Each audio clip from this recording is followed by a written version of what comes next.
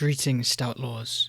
Between a recession, the remnants of a crypto bubble, scalpers, energy prices, Nvidia attempting to emulate Apple and AMD's willingness to play along, you'd be forgiven for becoming disillusioned with modern gaming. Those desperate to game on a budget are typically advised to go with consoles or scour for deals towards a budget desktop build. But what if there's a third, unbeatably priced alternative? The first I heard of cloud gaming was over a decade ago, alongside a service called OnLive, a tiny box that would power your games over the internet. Sounds too good to be true, and at the time it was. They ended up closing shop in 2015. If there ever was a company to get this technology down, it would be Nvidia, the current powerhouse of the graphics world. And as it turns out, they've actually been doing it for some time with their cloud service GeForce Now, which had escaped my radar until recently. This video is sponsored by Raid Shadow Legends. You already knew that Raid is completely free to play, with millions of players taking in the brilliant PC-level graphics of the world, occupied by 650 completely unique champions that have billions and billions of customization options. But what you didn't know is that you can become romantically involved with Raid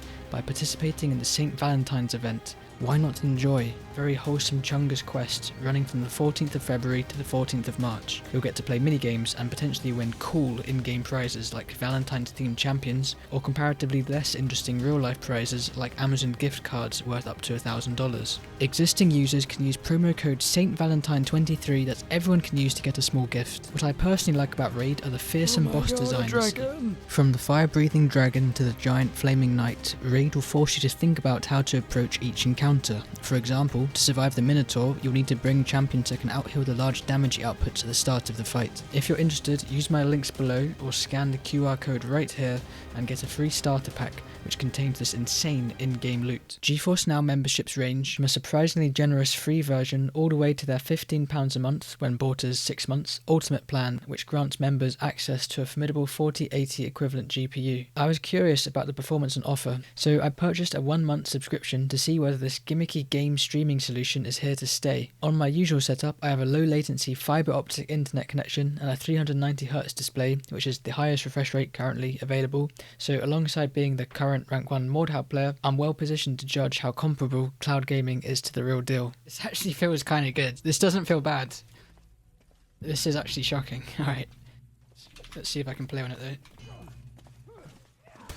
Let's go. As you can tell, my first impressions on the ultimate plan were ultimately positive. My most immediate observation was that the gameplay didn't feel like I was directly controlling my character in a game engine, rather it felt like I was possessing a YouTube video. A high quality video like Bruno's, but a video nonetheless. Compared to traditional PC gaming, you'll encounter input delay, occasional visual noise, and a slight loss in clarity, but with that being said, it's impressive. You'd struggle to find a more strenuous stress test for this technology than Mordhau, a ceaselessly mechanically demanding game, and although it wasn't my finest performance, I was still able to hold my own in a server against some elite opponents.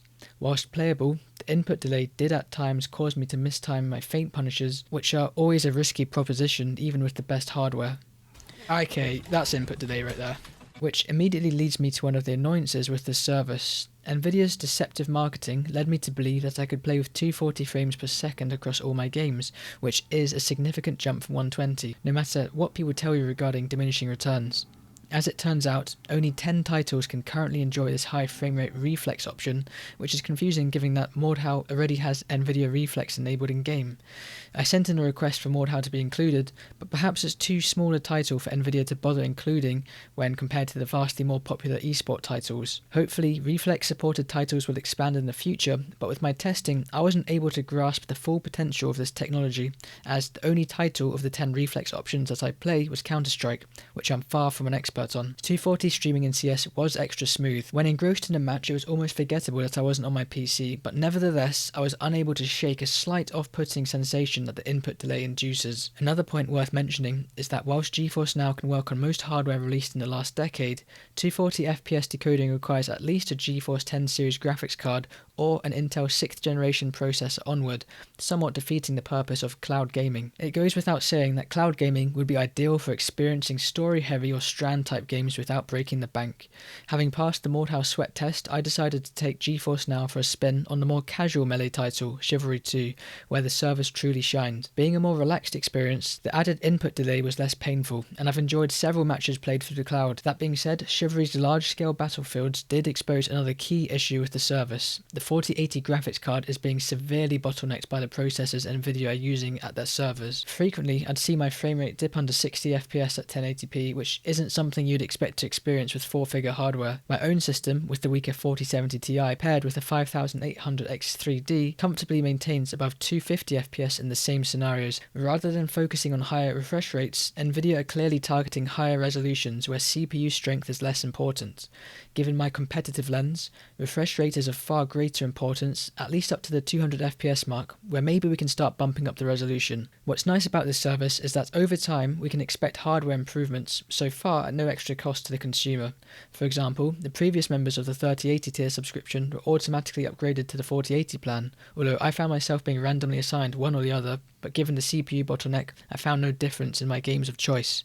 For most console gamers playing on 4K smart TVs, GeForce Now could be a natural fit. Cloud gaming isn't just endangering consoles though, the most valuable use case is the portable market. Why bother getting a Steam Deck to game in bed when you can get a significantly more powerful system via the cloud on your phone? Combined with a controller adapter, I can see GeForce Now killing handheld systems outright, unless of course you want to bing bing wahoo in public without a strong internet connection. If you're a student and your university has good internet, rather than spending over $1,000 on a gaming laptop, instead you could get a 120Hz notebook for around £350 and partner it with GeForce Now. Not only is this considerably cheaper, but you also wouldn't have to put up with hot fans that sound like jet engines, as all the heavy lifting is being performed at Nvidia's servers, which also alleviates your energy bills. If you have multiple devices, you can use your service across all of them, an old PC, a smart TV, your phone, and you don't have to sit around installing games in various game platforms.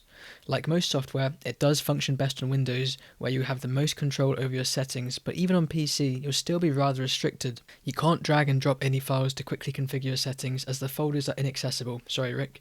Modding is probably off the table, and certain in-game graphics settings will reset. If you're not one to tinker, you won't be affected by this. By far, the biggest threat to GeForce Now is unfortunately outside of Nvidia's control, greedy game publishers that for some reason don't want their games provided on the service, even though consumers would still have to buy copies of their games. Plenty of popular titles are missing, such as Call of Duty, GTA, Minecraft and Valorant, although that one is due to the anti-cheat not cooperating with the cloud. Whilst over 1,500 games are supported, plenty are not, including a lot of older cult classics. So you have to make sure that the games you want to play are supported. Luckily, if you're an FPM fan, you're well catered for. What's utterly revolting is that even after confirming availability, publishers can still remove access to those games later, leaving you with an unplayable game that you're unable to refund. Subscription services can be novel and cost-saving, but there's something to be said for true ownership. Right now, we can only hope that these publishers come to their senses. So what are we to make of this plucky cloud gaming service? For every potential buyer, there's 3 hurdles that must be overcome for GeForce Now to be a convincing purchase. Unavoidably, you need to have a strong internet connection. If you live in a rural area with poor access, you'll have to continue scavenging for second-hand parts if you want your affordable gaming fix. Secondly, the games you own need to be supported, or at least enough titles for you to explore if you're new to gaming. The final obstacle applies to PC gaming purists, the players that demand to own their games, own their hardware, and want to experience the rawness of each frame being spat out at their monitor instantaneously. For these gamers, that experience is irreplaceable, and they will find a way to have it no matter the price point. But even for this hardcore crowd, GeForce Now could still provide a cost-effective travel companion. If all 3 hurdles are passed, then GeForce Now outcompetes everything on the market. The performance it offers at the given price point is absurd. Consoles are simply unable to compete. Gaming laptops are made largely redundant by cheap notebooks without any of the accompanying issues of noise or overheating. Handheld gaming would be more accessible than ever, with 64 teraflops of power beamed straight to your mobile phone. If your old desktop rig has fallen behind, then you could choose the cloud upgrade path, which won't require extortionate GPU purchases, and depending on what kind of performance you had before, you might even see an improvement in input delay. GeForce Now is remarkable, but if you encounter one of its obstacles, it's unusable. Some flaws are intrinsic, others might improve with time. This service isn't viable for everyone, but for many it presents both a powerful and affordable foothold into gaming.